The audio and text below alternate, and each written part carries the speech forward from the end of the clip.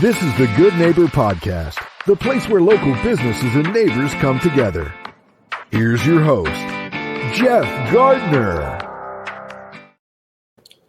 Welcome to another episode of the Good Neighbor Podcast. Today we have another good neighbor on, Michael Walton, who is a local author, michaelwalton.ca, and currently working on his APOK series of books, which we will get into.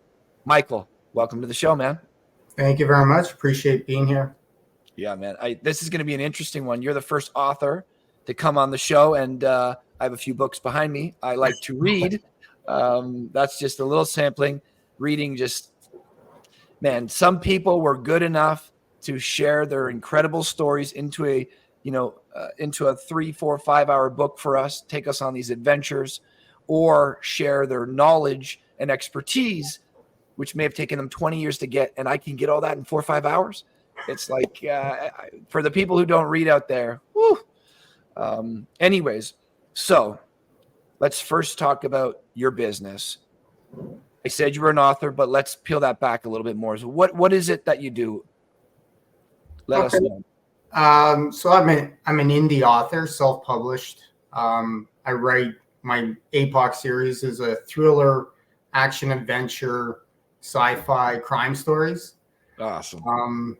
I've released 2 novels and I'm working on the 3rd one, but I have a host of other titles in various genres that I'd like to get to at some point. Beautiful, man. Okay, so I'm going to pivot a little bit from the normal questionnaire because, as I said, you're the first author. So you got APOK on your shirt right there. Yeah. Tell us. So this is a series of 3. Yes. Okay. So this is the series finale that I'm working on right now. It's currently in the editing process. We just released some various cover designs on my Instagram. So getting people some feedback from, fans to see which one they like the best. Beautiful. And how long have you been doing this? Like, when did you release your first book? My first novel came out in 2013. It's over 10 years now. Yeah. So I was hoping to have this one done by last year and released for the 10-year anniversary, but I'm not going to rush something. I want to make sure that it's as good as can be before it comes out. So that's my primary goal, is quality over quantity. So it takes a little longer. I have a full-time job on the side, so it takes a while to put these out. Beautiful. What do you do on the side? I'm a police officer. Oh, yeah. Get out of here. Is the goal to be author and not police officer? You think you'll always do both? Well, I have 5 years left before I can retire. So if I can make that transition earlier, I will accept that. But if not, then I will continue writing well into my retired years. 5 years left until you can retire as a police officer. Isn't that 30 years? Yeah. Get the full right? Yeah. You've been a police officer for 30 years. You look like you're 35, Michael. 25. I've been 25 now. I have 5 years to go. So, yes. Holy moly. You're aging gracefully, man. Good for you. When did you become a cop? I was 24 when I was hired. Good for you, man. Okay. I'll get back on track now. So, we want to know about the business and the services. You're an author. We're going to talk a little bit more about the books, but there's some fundamental questions that we really like to ask here because I think they have more meaning, and I think it provides a level of connection that goes deeper than the surface. One of those questions is the famous why question. Like, why do humans do what they do? You've been writing, actually, I imagine you've been writing for way longer, but your first book came out over 10 years ago. So it's already a decade in the making. And you're a full-time police officer. So tell us a little bit about the story. I think the why question is really important to know why people do what they do. There's obviously a lot of intentionality into what you do. How did you become an author, man? Why did this all start? Well, I've always been interested in creative writing. I went to university for English to be an English major. hoping to spin that into being either a teacher or a lawyer. And then I pivoted. Life came up. As we do. Yeah, it happens. And then, so I had a family young, I had kids young, and I needed to support them. Incurring a huge amount of OSAP debt wasn't in the cards for me, or I didn't think it was wise. Anyways, so fast forward, I get hired as a police officer, and then 9/11 happens, and 9/11 rocked everybody's world, and it was a surreal time for a lot of people, and inside police stations was wild. Like, it was something out of a movie where you're being told nobody knew what was going to happen next. Nobody knew if there was going to be another attack, and we're all on heightened alert. And so in that process, I have a vivid imagination, and I'm patrolling with all these discussions in my mind about what to look for, what to be careful about. And I just started creating a story in my mind. But at the time, I had a young family. I was very new on the job, and I'm like, being an author just seemed like such a big dream that it almost didn't seem attainable. And I had a whole bunch of things on the go, so I didn't have time to write. So I just shelved it. I mean, it was just like an idea that popped in my head, just like a million ideas popped in my head. And then over the next 10 years, that idea just kept surfacing. That story idea just kept popping up in my head. I'm like, no, like, come on, you have a full-time job. What are you doing? Why are you even thinking about that? And then 2010 happened. I'm a detective, so I've been working on a lot of big cases. And I started working a really nasty case. It didn't seem like every step forward, we were taking 3 steps back. And it was extremely frustrating. In that frustration, there was a whole bunch of things going on, and I just couldn't relieve the stress. I work out, I'm an avid workout, but no matter how much I worked out, it just didn't relieve that tension. Fast forward to 2011, New Year's. People are talking about New Year's resolution, and I'm like scoffing at them, laughing at them, like, yeah, whatever. Like, they're like, oh, you've never had a New Year's resolution? I'm like, yeah, that's for kids. Like, that's kid stuff. Like, we have real jobs to do. Let's get back to work. And then somebody was like, oh, so you've done everything you've ever wanted to do in your life. And at that time, if that question was asked to me 3 years before, it wouldn't have affected me. But just the perfect question at the perfect time, right around New Year's. And I walked back to my office, and the mental gears just started spinning. And I started going over all the hopes and dreams I had over my life. And, you know, some are viable, some are not. And that was the one that just popped up. And I was like, okay, I'm going to start writing my novel. And from that moment on, I started writing it. And then I got hit by a car on a bicycle while I was training for a triathlon, and I had 5 months off. So it took me 5 months before I could even enter a police station, and another 5 years before I could be full-time again. So I imagine you did some writing during that 5 months. Yeah, so I didn't receive a very good outlook by a lot of medical professionals. They were saying, I don't think you're ever going to be a cop again. Have you ever given any ideas to what you would do? And the only thing I could do was sit there. And I was like, okay, I guess this is it. I'm going to be a writer. And I continued working on my book until it was done. Then I had a couple family members read it, and they were like, wow, this is pretty cool. Like, you really need to get this out there.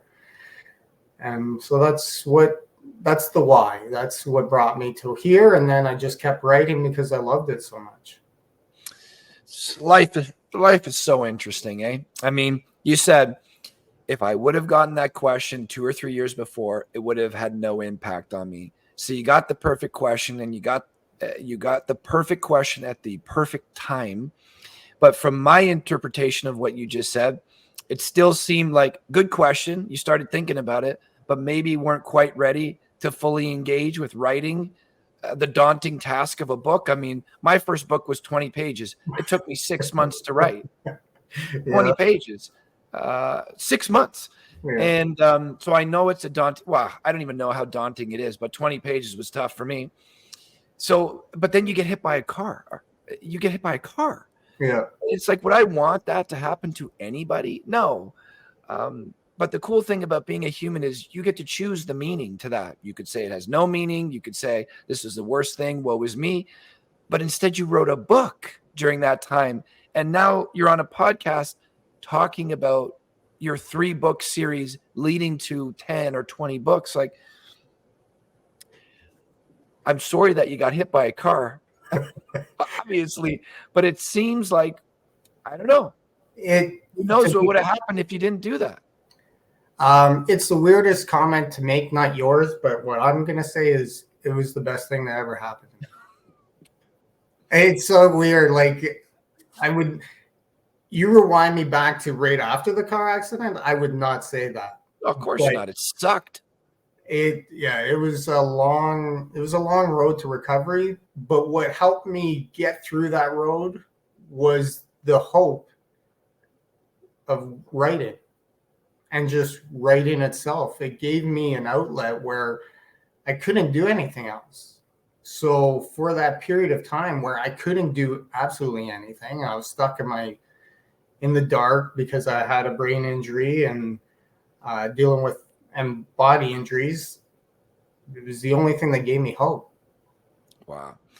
I love that story, man. It just, the resilience of a human being it's really unlimited if we allow ourselves to go there.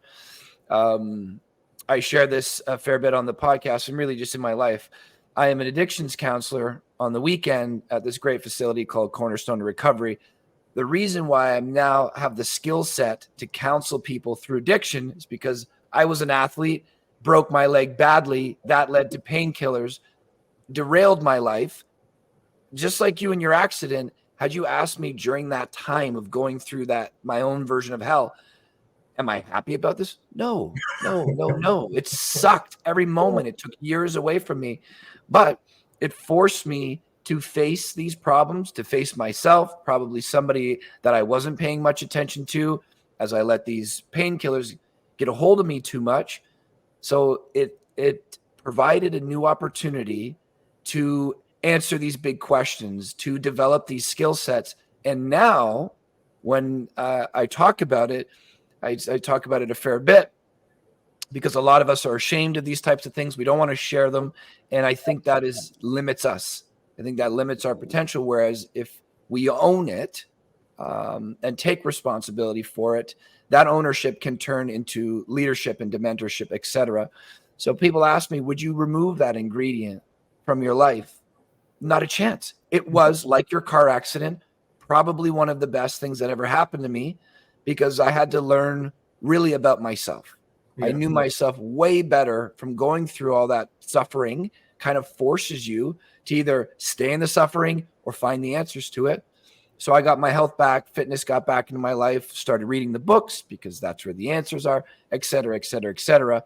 And now it's been over 10 years. But it's so interesting life, man. I mean, I would never wish someone to go through an addiction like that or to get hit by a car. But from you and I both, neither of us would remove that experience from our life. That's cool. Yeah. Crazy. Well, I'm really happy for you that that it turned into this. And this, it seems like you said way back in school, this seemed to be a passionate seed planted years and years ago that you're now able to fulfill.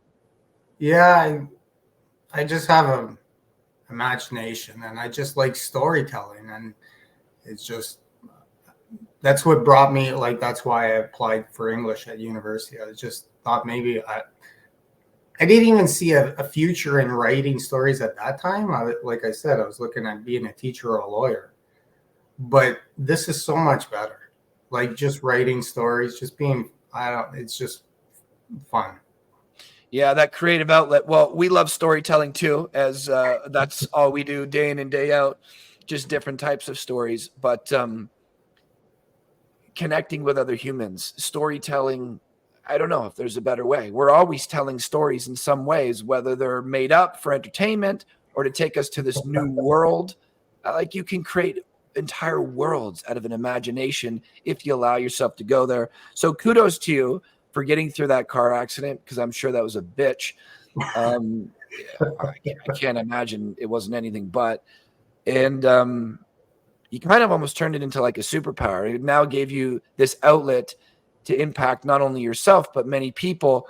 My question is, with the doctors, it was similar. I was an athlete, heavy into powerlifting and weight training, and they told me I'd never squat again. They said, squatting is done. Deadlifting is done. Let's maybe try to get you to be able to run again. I deadlift and squat heavier than I ever have. No way. Oh, wow. Yeah, I mean, I think the body is incredible. So if you, coming out of the car accident, any lingering, like have you recovered to the point where you were? I've recovered significantly. I still have some lingering stuff, but it is what it is. But for the most part, like you're still in the gym, you're still doing that kind of stuff. Yeah. So that's awesome, man. The body is just incredible. When you have the mental fortitude to do something, there's few things that will stop us, even a car accident sometimes, man. So what a great story. Yeah, I mean, it's just fantastic. We'll dive into the books into a little bit, but let's pivot into Michael a little bit. We like to find out about the person. Sharing that story certainly found out. I mean, that's a testament to your character in a huge way. Sometimes the biggest obstacles in our lives can, if answered, can come with the biggest reward. So I think that's very cool. But when you're not writing books, when you're not being a police officer and protecting all of us, what do you get up to for fun? What does Michael get into, man? I have a lot of interests, and that's part of, I guess, my ADHD. If it wasn't for writing and the job, like it helps me focus. Actually, the job helped me focus and be able to write. But on the side, I coach wrestling with K-Bay Wrestling. I just joined a sponsored a softball team. So I'm a player on the team that I sponsor as well. I run, exercise, like whatever I can do. I just love being active. I love it, man. Did you say there was kids in the picture? I can't recall. Yes. Yeah. I have a couple boys. So nice. How old are they? Well, they're adults now, so they're in their 20s and they're doing well. And I mean, that's what started me on my policing journey. So was the kids? Yes. So that's what got me out of school, because I didn't want to be a OSAT dad. Right. I wanted to earn a living and take care of my kids. Yeah. And how is being a police officer? You've been doing it for 25 years. You enjoy it? Yeah, it's not for everyone. Sure. It serves its purpose in the community. I'm not a big rah police person where, I think we need kudos and stuff and be heroes. Like we all have a position in the community, and I think police officers serve a purpose. And yes, we might see an ugly side, and that's basically all we see very often. But yeah. I do enjoy my job, and I do enjoy catching bad guys. Like understanding that there are some very evil people and catching them, and I mean it's a challenge, and our courts and society hasn't made it any easier on police officers, but that's a whole other topic. Yeah, well, I like that you point that out. Not the court and all that stuff, but the fact that, and we'll get back to the topic because I'm branching off here, but I mean, you do two things, which is pretty cool. That's kind of what am I looking for? they only share the bad stuff about police officers or anything in life. Like, you just look at news, because us humans want to hear that. It's unfortunate. And that's why the storytelling and what we try to do is so important to me, because the news could share the good stuff cops are doing every day, all day, and flood the news channels with it, because I'm sure that happens way more than the bad stuff happens. But, for the most part, people don't care about the good stuff, which is a shame. Anyways, I appreciate you sharing that with us. I think it's very cool that you're a detective. I imagine you developed a bunch of great skills from being a police officer for so long. And, I certainly do. I imagine other people appreciate you putting those bad guys away, because, not everybody wants to do good out there. Some people want to hurt. I don't know why. I'm sure they have a reason. It's probably not a good one, but we appreciate it, man. So one of my favorite questions, probably the most difficult to answer, but you pretty much already did. Maybe you could go deeper, or maybe there's something else. But we like to talk about hard things on this show. We want to highlight local businesses and their services, but that's the surface level topic. We like to go layers deep, because at the end of the day, we're talking about human connection. I have all my rules for life. Oh, wow. My arm. Yeah. So I veered down a path during my 20s that was not prudent for living a good life, bumped up against that wall, and then the painkillers kicked in, and I needed to get more serious about life. So I have these here from mentors, from books, from my own philosophy of life, because life became a lot more serious to me after bumping up against something that maybe your life wouldn't be around for too long. It's amazing the wake-up call you get when, being here or not being here is questionable. So we like to talk about doing hard things on this show, because I strongly believe that if human beings stick in a comfortable zone all the time, things are easy, then the body and the mind have no reason to grow. If you just use the body as an example, physically, it won't grow in strength or power or in size if it's not put in a stressful environment. It needs something to butt up against. I look at it as anti-fragility. If you use a piece of glass as an example, the more I hit it, it will eventually break, making it a certain level of fragility. It's fragile. Whereas humans, the more stress I put on the muscle, to an extent, obviously there's a limit to all these things, but the more stress I put on the muscle, the stronger and the bigger it will get. Same with the bark on a tree. And I think it's the same with the mind.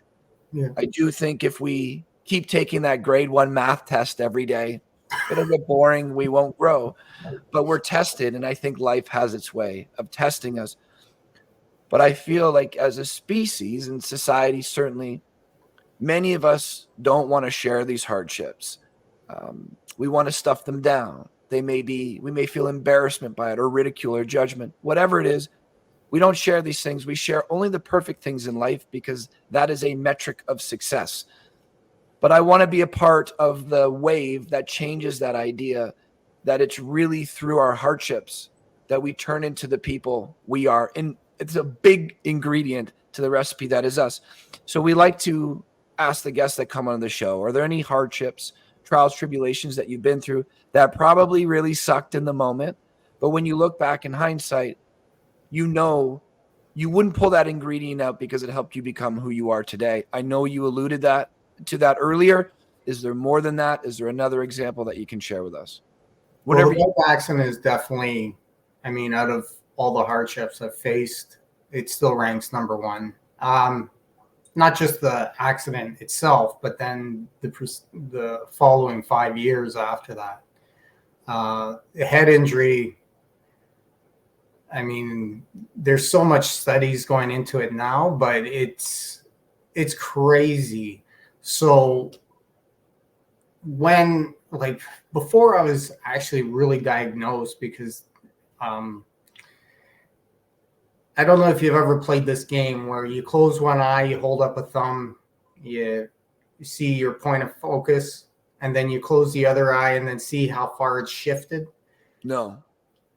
Well, so after my accident, everything felt wobbly. I couldn't drive. It was really scary because the lane lines were constantly moving like I was drunk all the time. Jeez. But it's because your eye dominance. And that's how you test your eye dominance. You put up your thumb, close one eye, you see where your eye, like where your focus is, and then you close the other eye and then do it again, and you'll see how much you shift.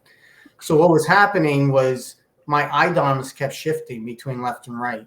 So that's why the lane lines were just swerving all over the place. I had a whole bunch of other things. I mean, the world actually seemed like it was on its side. And I can't explain it. Like, I can only tell you what I experienced. And I told doctors, I mean, there's a whole bunch of things that were going on. And I thought I was going crazy. Like, I legit thought I was going crazy. I had to physically touch my head and my neck and like, okay, I'm standing straight. I'm straight. The world's straight. I just see it crooked and I'd have to walk.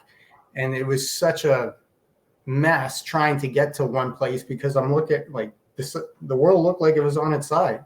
So I'm trying to walk straight with the world on its side. And it's a head trip. There was a whole bunch of other things, loss of speech, but anyways,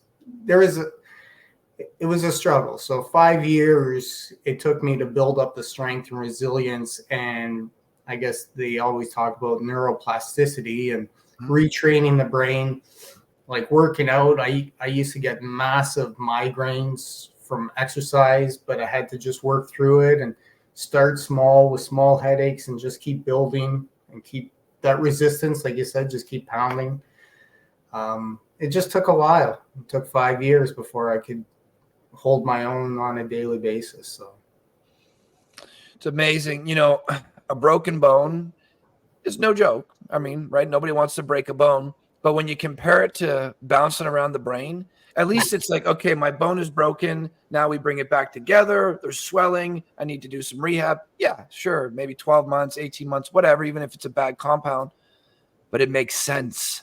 The brain is now in this land of uncertainty. So again, real testament to your character, man. I have had some concussions from being a hockey player, nothing like what you've had. And that bounced me around a little bit, 1 week, 2 weeks, until I was probably feeling there again. But the brain, I just think there's so much we don't know. As much as we know about it, it seems like its own little universe. Like, it really is incredible. So it's a real testament to your character. What I want to ask you, though, is you already said it was the best thing that ever happened to you, and you have kids. So that's a hell of a statement. But can you share with us?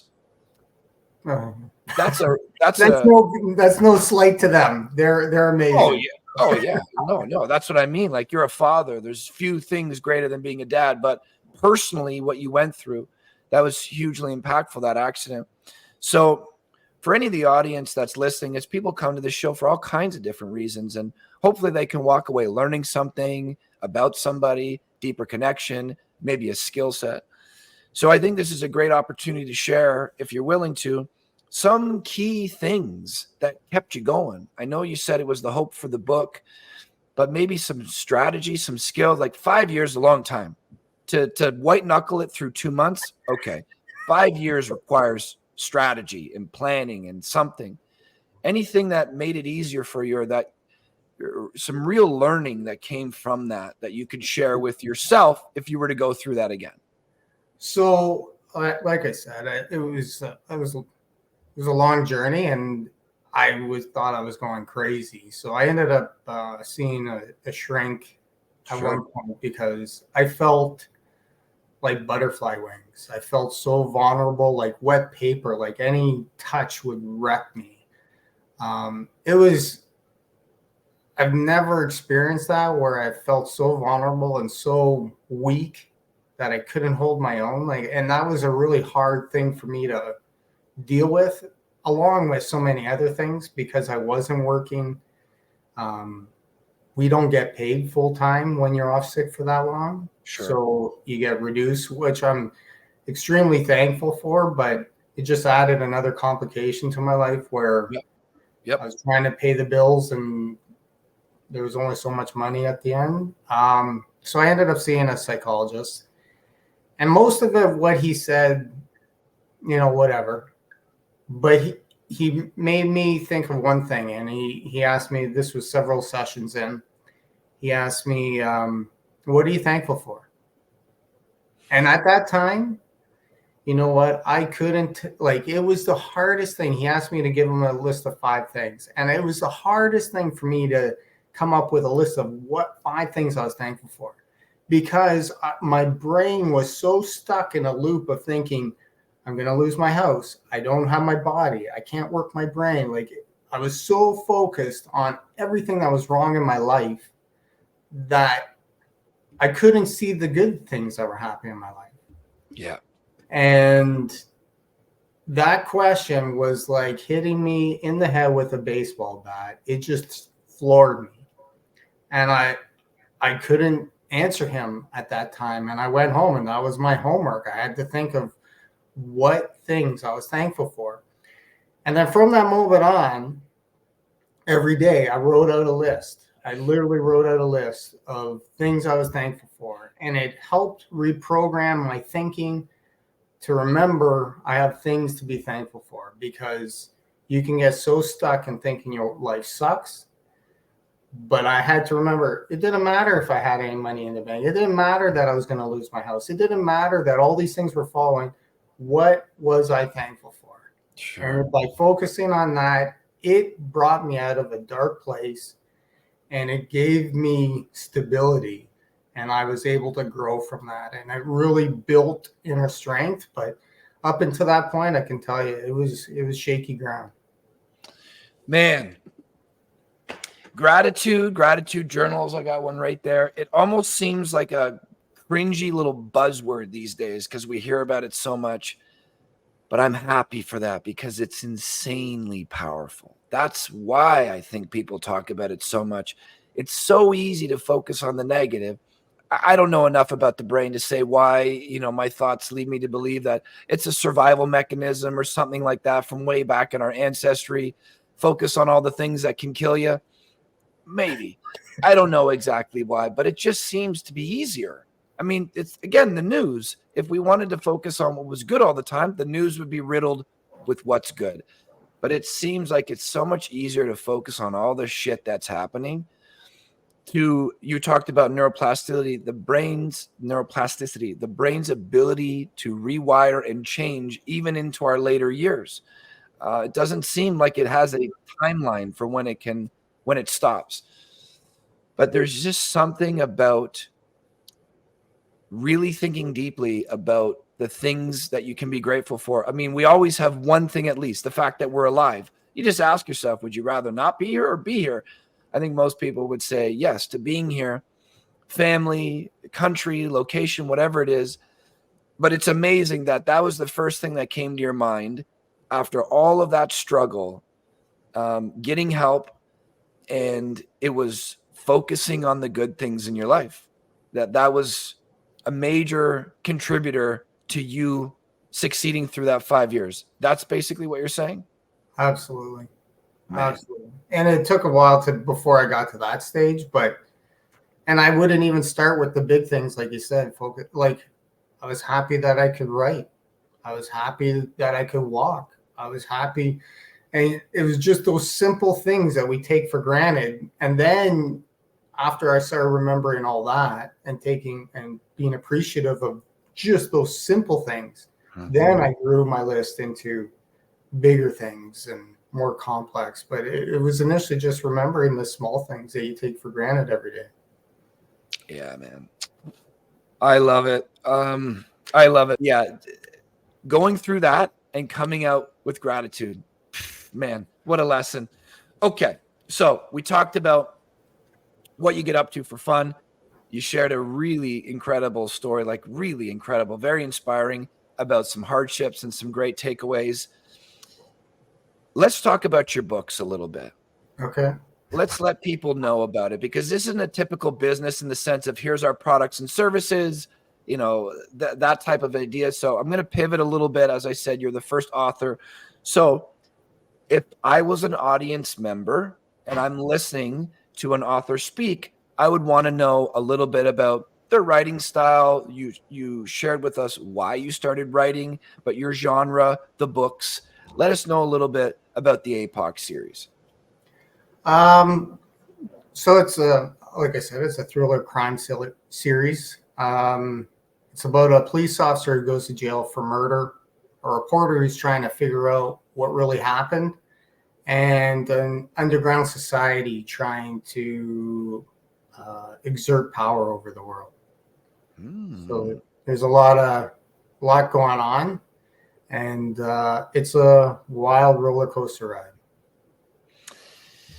And so where do you, I mean, you're a police officer, so you've seen that part of life that, thankfully, you guys take the brunt of it for us, but that we don't all see. We don't see that level of darkness on a regular basis because people like yourself are out there doing that. So I'm imagining that's where this story came from, but is there anything else that inspired you to write this genre or this actual story, this trilogy? Anything else? Well, there's a whole bunch of underlying themes in. So APOK, I mean, the name APOK, the way I write it with the K versus the C, because it's based on apocalypse. There's a lot happening in the media leading up, like post 9/11 to when I started writing it. There's a lot that I thought was questionable about what was being presented versus what was really happening. And I think perspective is a huge thing. So getting back to APOK, so APOK is the Greek spelling with the K, means to unveil. Ooh, I like it. I was, for lack of a better term, I was an undercover cop up until my accident. So I was not undercover as in the traditional sense where you go in with bikers, but I was plain clothes. I was always behind the scenes. I maintained a very secret life, and I knew by writing my novels I would have to expose myself. So there's meaning in the book. There's meaning about myself personally in the title APOK, to reveal myself. And it was a very hard thing for me to come out and say, hey, it's me. I'm a police officer. Yes. And here's my story. So it was a weird trip for me, but perspective, again, is what it comes back to. So when you hear about a police officer who's convicted of murder, most people would think, okay, well, he's guilty. Well, until you don't know. Sure. So I think I play with that a lot, and that's where the suspense thriller comes in. So you never know what's really happening until you know. And that's where I play on. And I really work those angles when I'm writing my story, presenting. I have multiple characters, so I present different perspectives. This is what they see. This is what they see. This is what they see. And then at the end of it, you end up seeing the full picture. But initially, when you're shown that first perspective, you're thinking, okay, he's a bad guy or she's a bad guy. And you don't really know what's going on until you know. So that's the big thing. Well, I just love that underlining theme for life. How often do we make snap judgments? Now, some of us will say, don't judge, don't be judgmental. I think we need our judgments. I think it's a part of us for a reason. If I'm not making any judgments, then how do I even make decisions? That said, I think it's too easy to make a snap judgment. He is a murderer or anything in life. So I think that's just a very important message, underlining theme to your storytelling for us humans to just know. We've had this old adage forever, don't judge a book by its cover. And what we're doing right now, like our whole reason for this podcast, is peeling back the layers. We spend so much time on the surface. I make a snap judgment about that. Now I may never do that thing because I saw it for 3 seconds. But if somebody's willing to take the time to show me what that is, maybe I bring it into my life. Like, I don't know why. I'm thinking skydiving. You think of it for 2 seconds and you're like, nope. But then your best friend goes and says it was the best thing ever. That snap judgment led me away from that. but learning a little bit more about it maybe draws me in entirely. So that fine balance between, I don't need to peel back the layers of every single thing always, because I think you're just going to get stuck in information gathering. Yeah. But to maybe reassess your snap judgments, I think that's really important. And I just love that about storytelling is you built these worlds, I'm sure part of your imagination, but part intertwined with your real life experience, which is a very cool thing. So for the listener out there, we have this question. What's one thing you wish the listeners knew about your business? Now, this is less about the business, more about what they can get from your work, your artistry, your books. What would you like them to know? If you could speak directly to a person, you would want them to know what about your storytelling, about your APOK series? Quality over quantity. I put a lot of love in it. I write I spend it's basically a full-time job. And to do that on top of a full-time job and the amount of revisions, right now I'm in revision 28. And I'm working with editors. So we're probably going to hit 40 before it gets released. There's time and attention that goes into every detail. And I just want to provide quality to people. And that's my goal. A good story. And if we, and I probably only know a fraction of it, but if we really think about what storytelling is, it is the way human beings communicate with one another. Our movies, our experiences, the way we speak, our love language, all of this storytelling is just fascinating. And I will tell you, the most successful people in my life, whether it's writing a book or just running a business, they are all incredible communicators, meaning they're all incredible storytellers. It really is our way of connecting and getting to know more about this world, know more about each other. It's very cool, man. So the question that I don't put in the questionnaire, it's my secret question. It's my favorite one. We got to know a bit about your history a bit. You're a police officer. You're passionate about writing. You got many books in the pipeline, 2 done, 3rd's coming soon.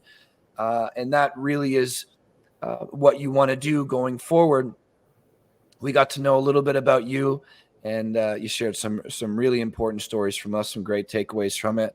But I like to wrap it up by talking about impact. I think at the end of the day, we're born, then we die. What's in the middle, right? That dash between the 2 dates on a gravestone. To me, that's impact. Did we help leave the world better than we found it, is the question that I ask myself. It's one of the ones on here. So I like to ask the guests on the show because I think about impact quite a bit. Mentors encourage me to think about, what are you actually doing here as a human being?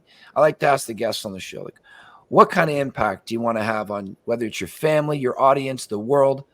I think they're probably all the same thing. But what kind of impact do you want to have on the world, Michael? That's a very interesting question. I think, again, it comes back to I want to give the best of myself always, and whether that's to my family, whether that's in my writing, whether that's being a police officer. And it can be extremely taxing sometimes when you're trying to give your best all the time. But I think that's what makes me me. And I don't know. I wouldn't have it any other way. Love it, man. I think it's hard to be a human, honestly, but I think it is what's the best gig out there. It has to be, right? But I think, there's